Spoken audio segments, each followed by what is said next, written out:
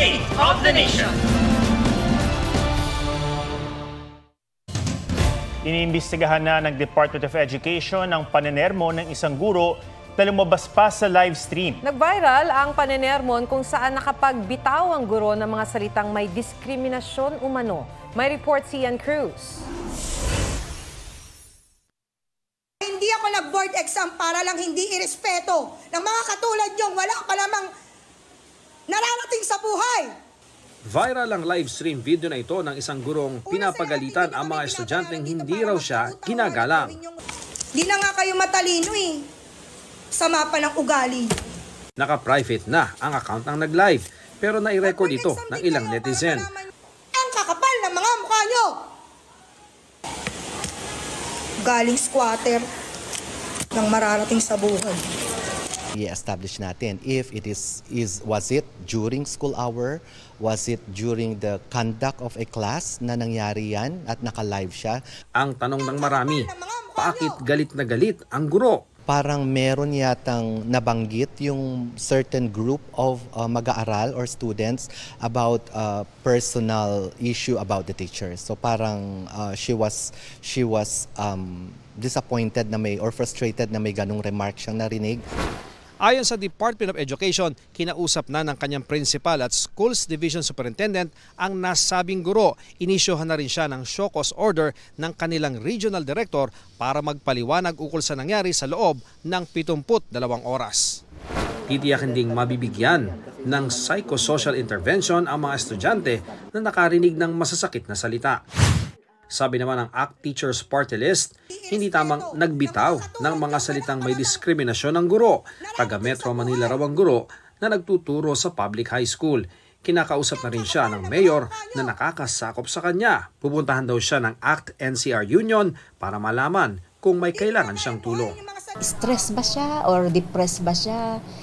Kaya lang, ang problema ko dito, gusto ko rin tanungin, bakit sinocial media niya pa, no? Hindi dapat sinasabi yon ng isang teacher. Kahit na malaki ang problema niya. Ian Cruz, nagbabalita para sa GMA Integrated News.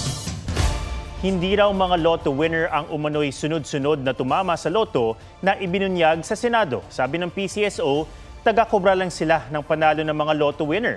May report si Mav Gonzalez. Noong nakaraang linggo, isiniwalat ni Senador Raffy Tulfo na may isa umanong mananaya na nanalo ng 20 beses sa loob ng isang buwan. Ngayon naman, ibinunyag ng Senate Committee on Games and Amusement Vice Chairperson na may isang alias Person B na 37 beses umanong tumama sa loto noong nakaraang taon. Kabilang dito ang 10 beses na pagtama noong November 2023. Ang kabuuan niyang premyo, umabot daw sa 8 milyong piso. Nandun yung uniformity na every month, tinatamaan niya yung tigti 225,000 pesos na premyo. Ano po yung probability na one person will hit many times in the period of 6 months with the same amount? May alias Person A din daw na mahigit 1 milyong piso ang napanalunan mula sa 14 na beses umanong pagtama. Paliwanag ng PCSO, hindi sila lotto winner. Mga lotto agent lang daw sila na kumukubra para sa mga totoong nanalo. Si alias Person B halimbawa, tagakuha raw ng panalo ng mga nanalo sa agusan. Yan po yung sinasabi kong lotto agent na pinakikiusapan ng mga kanyang bettors, 10,000 and above up to 300,000 pesos, he has to go to the branch. Pag kayo pa, ang branch po normally, nasa Kapitolyo yan eh. So kung nasa malalayo kang lugar, ang logical po and practical way is to talk to your most likely suki muna, pakisabay na ito. You mean to say, puro Mindanao lang, taga Mindanao lang ang nananalo ng 225,000? Yung mga games po namin, sir, halos yung malakas at saka patok talaga sa isang lugar. Puna pa ni Tulfo. Bakit ang TIN number niya ay 0000? 6 months na siya nanalo, several times, multiple times, at 225,000 each. Pag 00, ibig sabihin po, hindi po sila naglagay ng TIN nila. Kung wala po, i-require po muna si taxpayer o yung nanalo, si winner po, na mag-register po kung wala pong TIN. Inamin ng PCSO na kalakaran ng ilagay ang 0000 kung walang ibinigay na TIN ang lotto winner. Itinanggi naman ng PCSO na may 20 beses na tumama sa loto sa isang buwan. Wala pa po kaming nakikita na isang winner nanalo ng 20 jackpots. Wala po sa record namin. Kaugnay naman sa glitch noong Pebrero, kung saan nagloko ang isang draw machine sa 3-digit game, iginiit ng PCSO na sumunod lang sila sa procedure. Pag-aaralan daw nila ang mungkahing huwag mag-off-air kung may aberya. Sabi pa ni Tulfo, posibleng napasukan na rin ng investors ang loto na pag-alaman daw niyang may tumaya ng 90 million pesos. The following day or 2 days later, dinagdagan ang price pot ng another 500 million to make it 600 million. Pag nagdagdag kami, scheduled naman po yan. Hindi naman po talaga tinamaan agad yan. Yung isang namin, mga 15 days pa yata. Hindi po, tinamaan agad-agad. Who would invest 90 million pesos sa isang game na hindi siya sure na malaking posibilidad na mananalo siya? Sigurado lang po kayo mananalo dyan if you bet on all the odds. Titingnan daw ng Anti-Money Laundering Council kung may illegal dito. Mav Gonzalez, nagbabalita para sa GMA Integrated News. Pag-aaralan daw muna ni Senate President Juan Miguel Zubiri ang tugon ni Pastor Apollo Kibuloy sa show cause order ng Senado bago desisyonan ang hiling na arrest warrant laban sa kanya. Ire-review rin daw ni Zubiri ang tugon ni Senadora Ontiveros. Ibinasura ng Senate Committee on Women, Children, Family Relations and Gender Equality na pinamumunuan ni Ontiveros ang tugon ng kampo ni Kibuloy na bawiin ang show cause order at mga subpina sa kanya.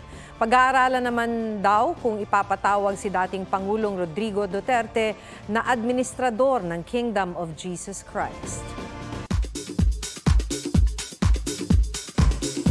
Mula sa action, naramdaman ang kilig ni Black Rider Ruru Madrid nang may bumisita sa kanya sa taping ng action-packed series. May paglilinaw naman sina Raver Cruz at Julian San Jose sa nangyari sa live stream nitong weekend. May report si Aubrey Carampel. Inaaral lang namin, tapos nag-distract na ako. Tapos, asan na ako? Asan na ako, love? May ilang hindi natuwa sa live stream ni Raver Cruz at Julian San Jose last Saturday. Sa X, isang netizen ang nag-post ng malisyosong pag-atake kay Raver. Sinagot yan ni Julian ng below the belt at harsh. Hiling niya, tigilan na ang akusasyon. Sa kabila nito ang nag-public apology si Raver sa mga na-offend sa kanyang ikinilos. Playful at happy lang daw talaga siya. Hindi rin daw niya kayang saktan si Julie. Hinawakan daw niya ang buhok nito.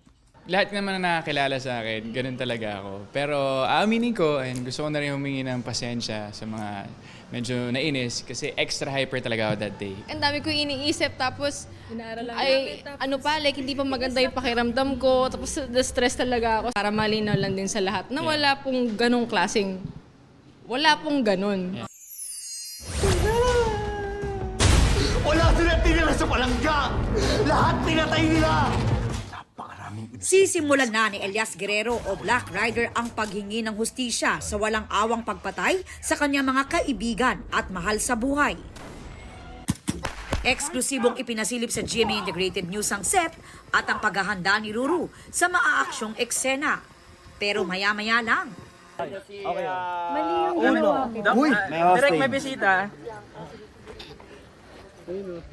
Naging romantic ang mood nang dumating ang girlfriend ni Ruru na si Bianca umali sa set. Kinikilig na naman, oh. Ay, mga ilang eksena pa ba tayo? Mas ginanahan tuloy si Ruru. Maaga raw natapos si Bianca sa taping ng Encantadia Chronicles Sangre na kalapit lang ng location ng Black Rider. Kaya naman, pabirong sabi ni Bianca. Masaya ako dahil nandito siya. Parang ready nga akong hanggang umaga tayo ngayon eh. Grabe, oh. Galing from Sangre. Tapos ko na yung taping niya kasi tapos na. Pagkalapit lang. Nagkataon ng... Andyan lang rin ang location ng Sangre at nagtagpo si Black Rider at si Tera. Aubrey Carampel, nagbabalita para sa GMA Integrated News. Nadiskubreng may network ng mga tunnel at mamahaling mga gamit sa nireid na umano'y Pogo Scam Hub sa Bamban, Tarlac. Natagpuan sa ilalim ng mga villa ng Zun Yuan Technology ang mga tunnel. Ayon sa mga otoridad, posibleng doon dumaan ang mga nakatakas sa nireid nila noong isang linggo. Sa loob naman ng mga villa na may para daw sa mga matataas na opisyal at bisita, kaliwat kanan ang mga mamahaling muebles at gamit. May mga vault sa loob ng mga kwarto. Samut-saring luxury cars naman ang nakaparada sa labas. May Olympic-sized swimming pool din sa compound. Nasa likod lang ng mismong munisipyo ng Bamban ang niraid na compound. Wala pang pahayag ang Bamban LGU. Nag-iimbestiga naman ang Department of Justice habang patuloy ang pagsuyod sa mga gusali. Bago pa ang raid nitong Marso, sinalakay na rin ang compound noong February 2023 dahil umano'y cryptocurrency scam din ito. Sa Hongsheng Gaming Technology pa nakapangalan ng lisensya ng Pogo noon. Nagsama-sama ang Philippine film producers para talakayin ang ilang mahalagang issue na kinakaharap ng Philippine movie industry. Kabilang sa pinag-usapan ng pagpapalit ng pangalan ng grupo na ngayon ay makikilala na bilang Entertainment Producers of the Philippines o EPOP at mga paraan para mahikayat na maibalik ang mga manonood sa mga sinihan. Kabilang sa mga dumalo sina GMA Network Senior Vice President Attorney Annette Gozon Valdez at GMA Pictures Senior Vice President Nessa Valdellon. This is the right time to relaunch the group because I think nagkakaisa na ngayon lahat ng movie producers and we have to really join forces para mapabuti ang industriya ng pelikulang Pilipino.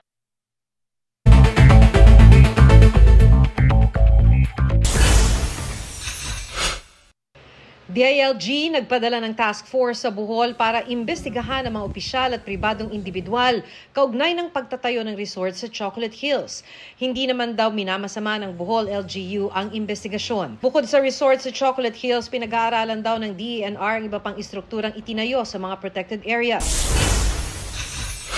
PNP iniimbestigahan kung may nagkanlong kay dating Bureau of Corrections Deputy Secretary Officer Ricardo Zulueta. Si Zulueta ang isa sa mga akusado sa pagpatay sa broadcaster na si Percy Lapid at sa umano'y middleman sa krimen na si Cristito Villamor Palanya. Pag-aaralan daw ng PNP ang pagsasampa ng kaso laban sa sinumang kumupkop kay Zulueta. Ayon sa PNP, pumanaw si Zulueta nitong Biyernes dahil sa heart failure.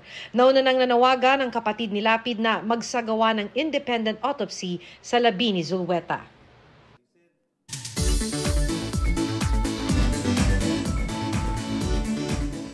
Tamang relax ang ba ang hanap nyo? Isang Bali-inspired farm resort sa Pampanga ang Swakjan. Kung extreme fun, sa Zambales may resort na nag-uumapaw sa water activities. G tayo dyan, kasama si Mark Salazar. Magpatangay sa hangin, magpalutang-lutang sa tubig o sumisid sa karagatan. Lahat ng yan sa isang lugar lang, Cabangan, Zambales. Kaya ngayong umiinit na ang panahon, tiyak na masusulit ang bakasyon ng mga dagat ng mga person. Ang daming malalapit na side trip na pwede mong puntahan. Hindi lang, the best na yung dagat, perfect getaway na siya para sa akin. Ang beach resort na ito, one to sawa ang pwedeng gawin. Dahil hindi lang basta dagat, may napakalinis pang ilog. Kayaking kaya, surfing G. Pwede pang mangisda habang nagmamasid sa golden sunset. Magpahinga sa cozy cottages, music jamming at nakakabusog na pagkain. Sa Valley Fields Farm na ito, damang-dama ang pahinga. Dito lang yan sa Pampanga. Offer nila ang intimate swimming pool sa labas mismo ng kwarto. Sakto sa mga pagod na sa trabaho. Ang may-ari nga ng resort na ito galing din sa pagkayod ng todo. Dati siyang tricycle driver na naging negosyante at nakapagtayo ng napaka-chill na pasyalan. Mark Salazar, nagbabalita para sa GMA Integrated News. Yan po ang State of the Nation. Ako si Atom Araulio para sa mas malaking misyon. Para sa mas malawak na paglilingkod sa bayan. Ako si Maki Pulido mula sa GMA Integrated News. Ang News Authority ng Pilipino. Mga kapuso, alamin ang State of the Nation. Mag-subscribe sa GMA Integrated News sa YouTube. Sa ating mga kapuso abroad, samahan nyo kami sa GMA Pinoy TV at sa www.gmanews.tv.